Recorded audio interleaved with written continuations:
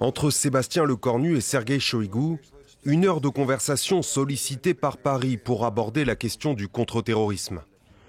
Un sujet crucial pour la France et la Russie, à moins de 4 mois des Jeux Olympiques et près de 2 semaines après l'attentat de Moscou. Peu après l'attaque, le président français Emmanuel Macron s'était déclaré en faveur d'une coopération accrue en matière de contre-terrorisme, notamment avec les services russes. Mais les communiqués publiés hier à l'issue de l'échange entre les deux ministres exposent en grand les divergences entre Paris et Moscou.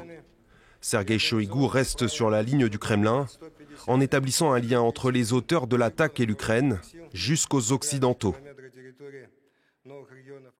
Le régime de Kiev ne fait rien sans l'aval de ses superviseurs occidentaux. Nous espérons que dans ce cas, les services secrets français ne sont pas derrière cela. Version diamétralement opposée du côté du ministère français des Armées.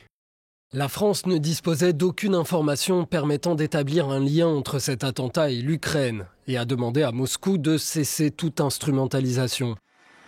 La guerre en Ukraine, au cœur de l'heure d'échange entre les deux ministres, est source d'échos très dissonants. Après l'entretien, le ministère russe affirme que Paris et Moscou sont disposés à dialoguer concernant le conflit. Des propos inattendus immédiatement démentis par Paris.